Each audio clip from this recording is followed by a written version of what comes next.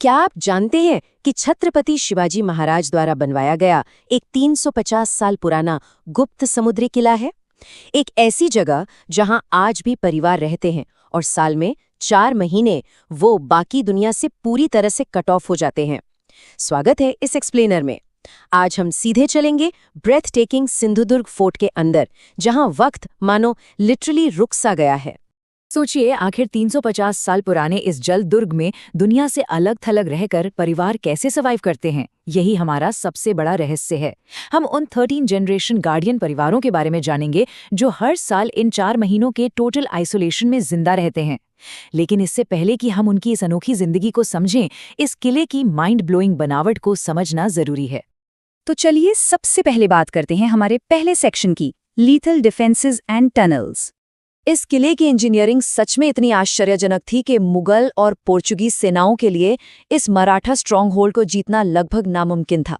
इनका डिफेंस पूरी तरह से मल्टी लेयर्स था। पहला स्टेप देखिए, दुश्मन के भारी जहाज़ों को पास आने से रोकने के लिए पानी के अंदर बड़े पत्थर स्ट्रैटेजिकली रखे गए थे, जिससे उनके कैनन बॉल सीधे गांव तक हिट ही ना कर पाएं। स्टेप 2, अगर हमलावर किसी तरह दीवार तक पहुंच भी जाते तो उन पर छुपे हुए सुराखों से उबलता हुआ तेल फेंका जाता था। और तीसरा स्टेप, एक स्पेशल कीस्टोन मैकेनिज्म। बस एक पत्थर खींचने पर पूरी की पूरी दीवार दुश्मनों पर गिर जाती थी। ये प्रैक्टिकली एक इम्पेनेट्रेबल फोर्ट्रेस था। अब किसी भी ऐसी जगह पर सर्वाइव करने के लिए सबसे इंपॉर्टेंट चीज क्या होती है? पीने का साफ पानी, राइट? इसीलिए इन फ्रेश वाटर वेल्स को 24 घंटे कड़ी सुरक्षा में रखा जाता था। रात के अंधेरे में दुश्मन कहीं पानी में जहर न मिला दे, इस बात का ध्यान रखने के लिए पहरेदार रात भर लैंप्स जलाकर इसकी निगरानी करते थे। लेकिन इनके पास बचाव का एक और बेहद शानदार तरीका था। जो धर्मस्थल दुश्मन आमतौर पर छोड़ देते थे, उन्हीं का इस्तेमाल इन ब्रिलियंट मराठा इंजीनियर्स ने किया। एक नॉर्मल से दिखने वाले मंदिर के ठीक नीचे एक गुप्त एस्केप टनल छुपाई गई थी। ये आर्किटेक्चरल डिसेप्शन का एक एकदम परफेक्ट नमूना था। और पता है ये टनल कितनी लंबी थी? करीब 3 से 4 किलोमीटर लंबी। ये अंडरवाटर टनल पानी के नीचे से सीधे मलवान गांव तक निकालती थी। अंदर जाने से पहले सैनिक जलती हुई मशाले भेजते थे, बस ये चेक करने के लिए कि अंदर ऑक्सीजन का लेवल उनके सेफली गुजरने के लिए सही है या नहीं। आगे बढ़ते हैं हमारे अगले हिस्से की तरफ। Section 2, sacrifices for the empire. ये किला सिर्फ पत्थरों से नहीं, बल्कि उन लोगों की वफादारी और उनके बड़े आर्थिक बलिदानों से बना था। आपको शायद पता ना हो, पर एक दौर ऐसा आया जब किले का काम अधूरा पड़ गया था। क्यों? क्योंकि औरंगजेब ने छत्रपति शिवाजी महाराज को धोखे से आगरा में हाउस अरेस्ट में रख लिया था। साम्राज्य में फंड्स की भारी कमी हो गई थी, जिसके बाद महाराज ने फलों की टोकरियों में छुपकर अपना लेजेंडरी आगरा एस्केप अंजाम दिया। तो सवाल यह है कि महाराज की गैर मौजूदगी में इस किले का काम पूरा कैसे हुआ? ये पूरा हुआ कमांडर हिरोजी इंदलकर की अटूट वफादारी की वजह से। उन्होंने क्या किया? उन्होंने इस किले को फिनिश करने के लिए अपनी खुद की पर्सनल प्रॉपर्टी गिरवी रख दी और भारी कर्जा लिया। उन्हें पूरा एब्सोल्यूट विश्वास था कि उनके महाराज एक दिन जरूर लौट कर आएंगे। और उनका वो विश्वास सच साबित हुआ। आज भी अगर आप इस किले में जाएंगे तो उनकी मौजूदगी के स्थायी प्रमाण आपको वहां मिलेंगे। यहाँ छत्रपति शिवाजी महाराज के असली लेफ्ट फुटप्रिंट और असली राइट हैंड प्रिंट पत्थर में सुरक्षित हैं। ये उनकी लेगेसी का एक जीता जागता सबूत है। चलिए अब एंटर करते हैं किले के हार्ट में। Section 3, temples, relics and ruins.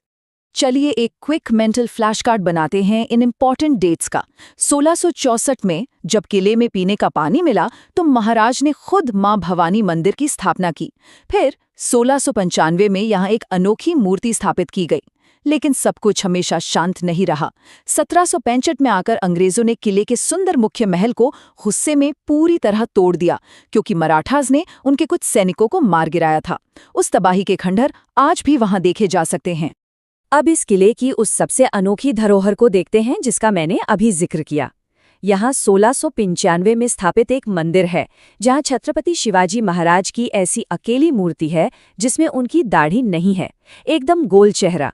और चूंकि ये राजा की मूर्ति है, इसलिए इसके साथ सूर्य और चंद्र की प्रतिमाएं भी अडॉर्न की गई हैं। और इस मूर्ति के ठीक सामने रखी है महाराजा जी की असली तलवार, जिसे तुर्जा फिरंग कहते हैं। इस भारी भरकम तलवार का वजन लगभग 1.5 से 2 किलो के बीच है। सोचिए, इतने हैवी वेपन के साथ जंग के मैदान में फाइट करना कितनी बड़ी फिजिकल ताकत और युद्ध कौशल का प्रमाण है। इतिहास के पन्नों से बाहर निकलकर अब वर्तमान में आते हैं। Section 4, guardians of the legacy. आज भी किले में लगभग 18 परिवार आबाद हैं। ये लोग वहां बसने वाले ओरिजिनली लोगों की 12th और 13th जनरेशन हैं। इनमें सादिक शेख जैसे मुस्लिम परिवार के डिसेंडेंट्स भी शामिल हैं। इनके पूर्वजों को किले के मुख्य द्वार की निगरानी करने और सेना को अलर्ट करने के लिए नगाड़ा बजाने का बहुत ही अहम काम सौंपा गया था, और ये लोग वो लेगेसी आज भी पूरे गर्व से संभाले हुए हैं। लेकिन यहाँ की डेली लाइफ उतनी आसान नहीं है जितनी लगती है, खासकर हैवी मॉनसून में। जब बारिश आती है तो किला 4 महीने के लिए पूरी तरह बंद हो जाता है। मेनलैंड तक छोटी नाव से ट्रैवल करना बेहद डेंजरस हो जाता है। इसलिए ये लोग पहले से ही 20-20 किलो आटा, चावल और नमक की बोरियां होड़ करके रख लेते हैं, ताकि इन एक्सट्रीम आइसोलेशन के महीनों में उन्हें कोई दिक्कत ना हो। ऐसी टफ कंडीशंस में उन्हें हिम्मत कहाँ से मिलती है? उनकी डीप श्रद्धा से। उनका दृढ़ विश्वास है कि इस जगह में ऐसी डिवाइन शक्ति और महाराज का आशीर्वाद है कि इन 4 कठिन बारिश के महीनों में वहां कोई बीमार तक नहीं पड़ता। जब इन लोगों से पूछा गया कि क्या वो ये सब छोड़कर मॉडर्न सिटी लाइफ की सुविधाएं चुनना चाहेंगे, तो उन्होंने सीधे इनकार कर दिया। शहर के उस स्ट्रेसफुल शोर शराबे की तुलना में उन्हें किले की गहरी शांति, सुबह चिड़ियों की आवाज और बिना डर की जिंदगी कहीं ज्यादा पसंद है। लेकिन सैडली आज इस हिस्टोरिकली सीक्रेट जगह को एक नए आधुनिक दुश्मन से खतरा है, और वो दुश्मन है टूरिस्ट द्वारा छोड़ा गया प्लास्टिक कचरा। पानी की बोतलें, चिप्स के पैकेट्स और ये सब वहां रहने वाले इन्हीं लोकल्स को साफ करना पड़ता है। ये सच में हम सबके लिए सीखने वाली बात है। तो ये हमें डीपली सोचने पर मजबूर करता है। जब हम इन किलों में विजिट करने जाते हैं तो हम एग्जैक्ट उन्हीं पत्थरों पर चल रहे होते हैं जिन्हें छत्रपति शिवाजी महाराज ने छुआ था।